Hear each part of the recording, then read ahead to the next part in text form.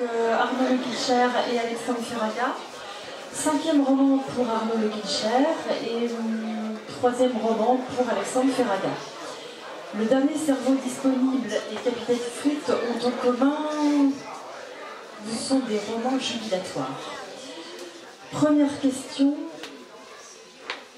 pouvez-vous nous présenter Olaf, qui est amnésique, et Arthur, qui essaye d'oublier aussi un certain passé? Bonjour à tous, il n'est pas allumé.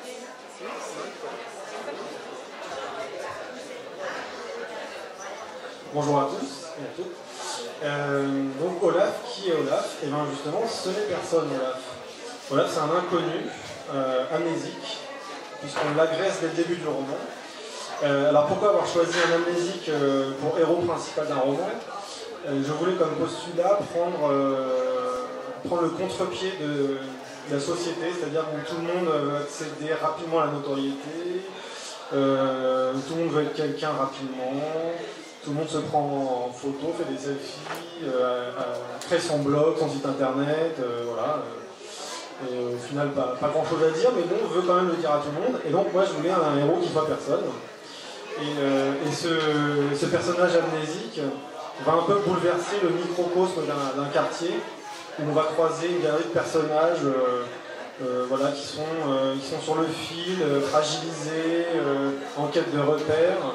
Et ce personnage Olaf, qui est comme une page blanche, finalement, va permettre à tous ces personnages de se réapproprier leur histoire, de réécrire des morceaux de leur vie, et puis de partir sur autre chose. Voilà. Bonjour à tous. Moi, ça me fait très bizarre d'être là parce qu'en fait, la plupart de mes livres, je les écris à 400 mètres d'ici. En fait, mon épouse, qui va peut-être passer tout à l'heure, a la chance d'avoir une maison. Et c'est vrai qu'en fait, la plupart des romans ont été écrits, composés. Tant et si bien que mon personnage s'appelle Arthur Chevillard, parce qu'il y a un boulanger à Quiberon qui s'appelle Chevillard. Donc là, j'ai mis un petit bout de Quiberon dans le bouquin. Arthur, c'est un personnage qui est complètement brisé par un divorce extrêmement difficile et qui, pour en fait fuir la femme qui le broie, décide de partir en Afrique. Et cette bonne femme, comme elle est très tenace, très malveillante, le poursuit jusqu'en Afrique pour continuer à le foutre en l'air. Et en fait, c'est l'histoire d'Arthur, c'est l'histoire d'un carnage, et c'est aussi un peu l'histoire d'un film américain que j'avais beaucoup aimé, qui s'appelle La Guerre des Roses, où on voit en fait un couple se déchirer dans les grandes largeurs. Et là, j'ai profité de l'Afrique pour que ce soit encore plus chaotique, plus dévastateur. Arthur. Pouvez-vous nous expliquer comment vous avez trouvé les titres de vos romans? Pour celui-là, j'ai une petite idée. Alors le dernier cerveau disponible, alors ce titre vient d'une réflexion absolument odieuse qui m'avait choqué à l'époque. Au début des années 2000, le PDG de TF1 de l'époque, qui s'appelait Patrick Lelay, avait fait cette formidable remarque à propos des programmes que produisait TF1 et qu'ils émettaient aux heures de grande écoute. Il avait dit que sa chaîne produisait du temps de cerveau disponible pour des marques comme Coca-Cola, et j'en passe et des meilleurs. Et donc moi j'ai voulu me réapproprier cette phrase absolument ignoble, voilà, à ma sauce. Je parle un peu de ça d'ailleurs dans le livre, mais c'est pas le cœur du sujet, mais voilà, il y a un peu de ça quand même. Et je voulais une sorte de détournement. Ouais. Ce qui m'intéressait moi dans Capitaine Frites, c'est un fait d'ambiguïté, ça s'appelle le nom d'un personnage, mais en Afrique c'est le nom d'un plat. Le capitaine c'est un poisson, donc en fait j'ai eu l'occasion d'aller au Mali pendant quelques jours, et tous les jours j'ai mangé du Capitaine Frites. Donc en mémoire de tous les poissons que j'ai pu dessiner du fleuve Niger, j'ai décidé de leur consacrer un roman. Et ce qui est drôle, c'est qu'en fait l'illustrateur Charles Berberian, qui a fait la couverture, a dessiné un personnage avec une casquette. Et la plupart de mes lecteurs pensent que le Capitaine Frites est sur la couverture alors que pas du tout. Donc voilà, juste pour info, le soir on proposait Capitaine Frites ou porc épic frites. Donc voilà, j'ai plutôt préféré manger du poisson. Comment est née la collaboration justement avec Charles Berberian? En fait, Charles, c'est quelqu'un que je côtoie de temps en temps sur des plateaux de télévision. parce qu'il illustre en fait pas mal d'émissions musicales, notamment pour la 5. Et c'est un type qui est passionné de musique, qui est vraiment fou de blues, de jazz, de rock, il est dingue de ça, et mon éditeur Stéphane Mignon le connaissait un peu. Et en fait, on lui a proposé de le faire, et moi je suis fou d'admiration pour ce type. Et quand il a accepté, en fait, j'étais quasi convaincu qu'il se foutait de ma gueule, qu'à un moment ou à un autre, quelqu'un allait venir en disant « Charles Barbarian t'a dit oui », ben en fait non. Et jusqu'au dernier moment, il a dit oui, je ne croyais pas, il m'a dit qu'il allait envoyer les dessins, je ne croyais pas, et quand il a envoyé les dessins, j'étais persuadé qu'il allait les reprendre. Et au final, ça s'est super bien passé. Quand les quelques illustrations qu'il a faites sont arrivées, j'étais très surpris parce que c'était une relecture de mon livre qui m'a vachement touché. Il a mis un peu d'ordre dans quelque chose de très déstructuré que j'avais en tête. Et non, c'est un type admirable. En plus, il a fait des couvertures folles et quasi historiques pour le New Yorker, notamment après les attentats du 13 novembre qui ont touché pas mal d'entre nous à des titres divers. C'est vrai que le fait qu'il illustre ça et que ça rejoigne ce livre-là, ça faisait une espèce d'histoire qui me touchait beaucoup. Donc ouais, j'étais très très très content. Vous parliez de musique tout à l'heure, donc je vais vous demander, parce que je sais que pour Alexandre Ferraga, il y a une playlist à la fin du livre. Pour vous, Arnaud, je crois savoir qu'il y a eu, peut-être toujours, un travail dans le domaine musical. Alors, qu'est-ce que la musique est pour vous? Qu'est-ce qu'elle représente? Est-ce qu'elle joue un rôle lorsque vous écrivez? En fait, moi, quand j'ai commencé à écrire, j'écrivais des chansons. Et je me suis très vite rendu compte que c'était pas du tout un terrain où j'étais à l'aise. C'était des rimes assez pauvres, ma foi. Donc, du coup, j'ai décidé d'arrêter. Et j'ai travaillé pour des chanteurs. C'est ce que je continue à faire. Je travaille dans le label d'Eddie Barclay. Enfin, il n'est plus là, maintenant, on m'avait dit. Et je me suis occupé longtemps de Bachung. Là, je m'occupe de... Dès qu'on parle de musique, ça coupe. De Marc Lavoine et d'autres. Et donc en fait, c'est vrai que la musique fait vraiment partie de mon quotidien. Et en écoutant ça, j'ai écouté pas mal de musique world. Je m'occupe d'un artiste qui s'appelle Tikenja Fakoly, qui est une méga star en Afrique, qui remplit des stades. Et c'est vrai que du coup, en travaillant à ses côtés, il y a pas mal de souvenirs de ce voyage en Afrique qui sont inventés, des anecdotes que j'ai pu vivre et qu'il a pu me confier. Donc c'est vrai que dans la plupart de mes livres, il y a des chansons récurrentes comme des bandes originales. Dans le premier, il y avait Bob Dylan qui revenait très fréquemment. Il y a beaucoup de citations qui sont extraites de six titres que j'aime beaucoup. Et voilà, mes livres défendent presque des formats de chansons, des formats de jazz un peu plus free. Et ça m'intéresse pas mal de conjuguer les deux en fait. Oui. Alors moi, pour écrire, il faut absolument que je sois seul. Et ivre aussi. Non mais surtout seul, par contre je peux pas écrire en silence, c'est impossible. Le silence, voilà, ça m'angoisse un peu. Donc j'écris toujours en musique. Alors soit parce que les rythmes de certaines de mes phrases ont besoin de cet accompagnement sonore, ou soit parce que j'ai besoin d'un univers sonore particulier pour le chapitre que je suis en train d'écrire.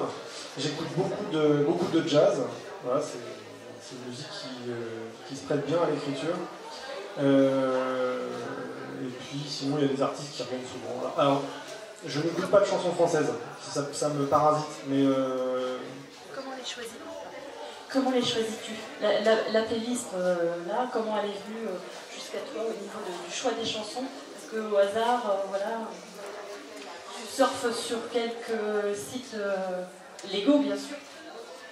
Non, j'achète beaucoup de disques, je ne télécharge pas. Alors, d'une parce que je sais pas faire, et deux parce que j'aime bien voir l'objet. Donc il y a beaucoup de jazz dans la bande originale que je note à la fin. Il y a l'album de Bertrand Belin qui vient de passer, Capoeller, qui je trouve cette écriture assez incroyable, assez sèche, assez rentre-dedans. Et ça m'a bien plu. D'ailleurs c'est le seul, si je ne dis pas de bêtises... Ah non, il y a aussi Nougaro. Mais j'écoute très peu de chansons françaises, donc là c'est une exception, Bertrand Belin. Sinon c'est essentiellement du jazz. Alors c'est des albums qui m'accompagnent depuis longtemps, voilà, qui tournent depuis des nouveautés, des artistes dont la musique se prête à l'écriture. Et avec pour certains quelques sonorités qui se rapportent un peu à Cuba, sans rien dévoiler évidemment. Exactement.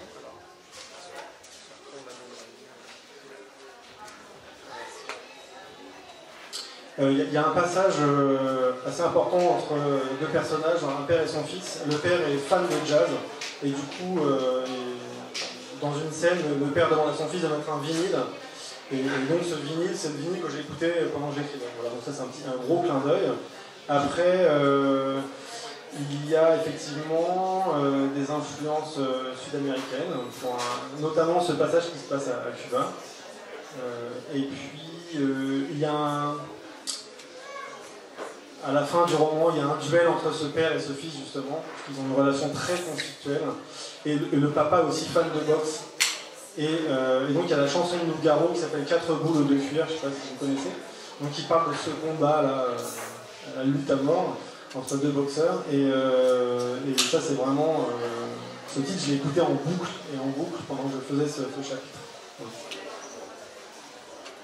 Alors maintenant parlons des lecteurs que vous êtes. Est-ce que vous avez des coups de cœur par exemple à nous faire partager, des auteurs fétiches que vous relisez régulièrement? Moi, ce que je lis vient beaucoup des États-Unis. J'ai une espèce de grosse tendance comme ça à me gaver d'écriture américaine. Ces temps-ci, je dévore les livres d'un garçon qui s'appelle Joe R. Lansdale, qui est un auteur de romans noirs américains. C'est exceptionnel. Il a la langue de Frédéric Dard et d'Audiard. Ça bastonne dans tous les sens. Il y a des expressions, c'est imagé de folie. Les personnages sont super bien campés. C'est un duo de détectives.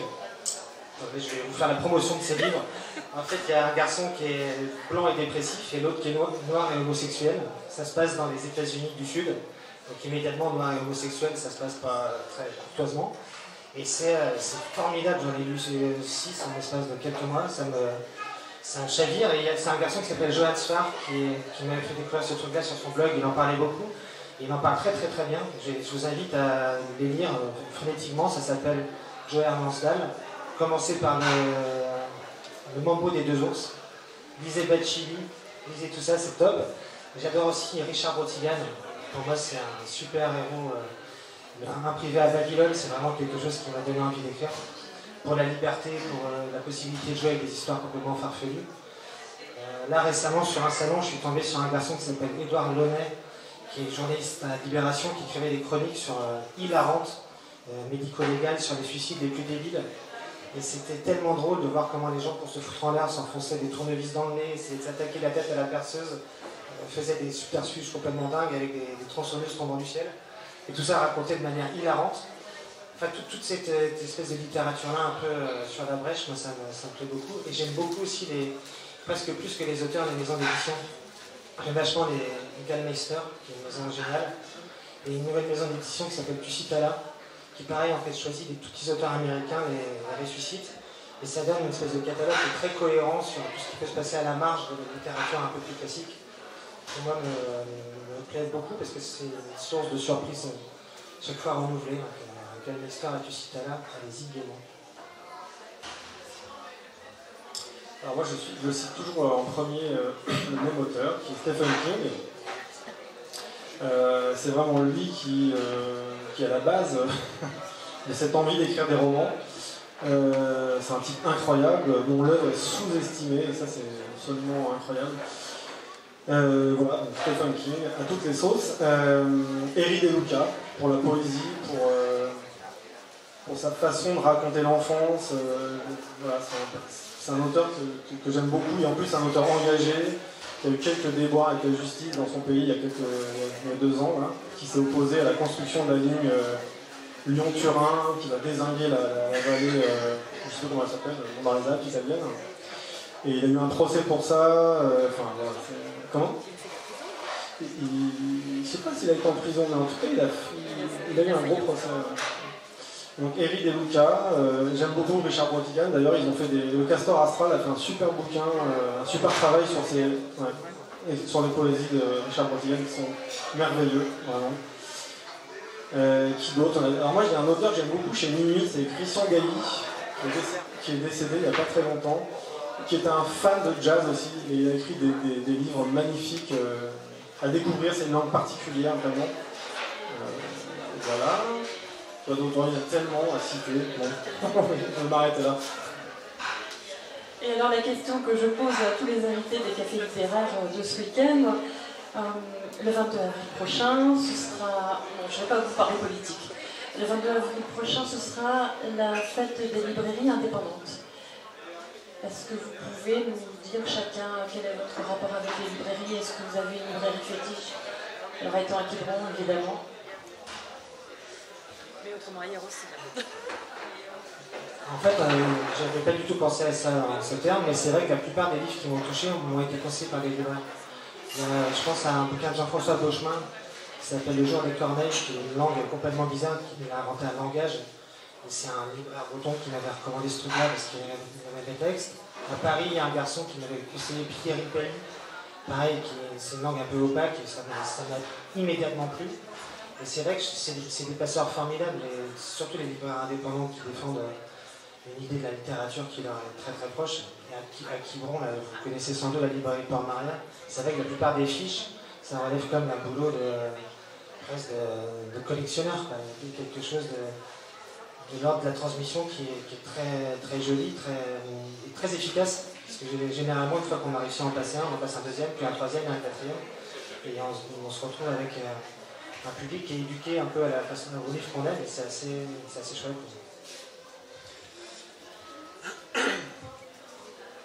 Alors moi maintenant en tant qu'écrivain, je suis particulièrement touché par le boulot des libraires parce qu'il y a une espèce de fidélité comme ça. J'ai plusieurs libraires qui me suivent depuis le premier et je trouve ça toujours assez incroyable comme ils nous défendent. Mais avant d'écrire des romans, évidemment je fréquentais beaucoup les librairies, et je fréquente toujours d'ailleurs beaucoup, et les bouquineries aussi. J'aime bien le travail des bouquinistes. Et on ne se rend pas compte, c'est un métier extrêmement difficile. Il y a toujours ce fantasme du libraire qui passe son temps à lire, qui est complètement faux. En plus, moi je travaille dans un café-librairie, donc maintenant je sais ce que c'est. De porter des tonnes de cartons, de prendre des risques sur des auteurs, et puis de se ramasser, et puis réussir à caser un bouquin de Richard Brotigan. C'est toujours une victoire. Donc moi j'ai un rapport évidemment particulier, comme tous les auteurs, avec les librairies. Évidemment, les librairies de Port-Maria, les libraires de Port-Maria qui sont devenus des amis maintenant. Je citerai la librairie de chez moi, à Vertou, près de Nantes, la librairie Lise et moi, qui fait un travail extraordinaire, c'est deux nanas qui ont pris des risques incroyables pour lancer cette librairie, et ça marche. Et ça marche, ils ont un lectorat de dingue, et voilà, il y a une forte demande. Et en plus, nous, à Nantes, on est vraiment on est gâtés, parce que je me suis installé en 2010, et depuis 2010, il y a 3 librairies qui ont ouvert, plus un café-librairie. Voilà, donc la librairie est très vivace et très vivante à Nantes. Et je me souviens aussi, quand j'habitais Paris, j'allais rue du Chemin Vert, il y a une librairie, le livre écarlate, bien sûr. Et j'avais un rapport particulier, j'ai pas habité longtemps dans ce quartier, mais j'avais un rapport particulier avec ce libraire qui m'a emmené dans des univers vraiment très chouettes. Je pense à un auteur américain qui s'appelle Percival Everett. C'est vraiment un super auteur qui a une belle vision de l'Amérique, c'est un philosophe. Qui d'autre? Je pense à José Saramago, un auteur portugais formidable aussi. Bon, voilà. Effectivement, comme tu disais, ce sont des passeurs, et voilà, il faut soutenir la librairie indépendante et ne pas aller sur Amazon. Merci. Ce sera le mot de la fin pour ce café littéraire. Je vous remercie tous les deux, je remercie le public, et puis je vais les inviter à aller vous rejoindre sur vos stands pour continuer la conversation si vous le souhaitez.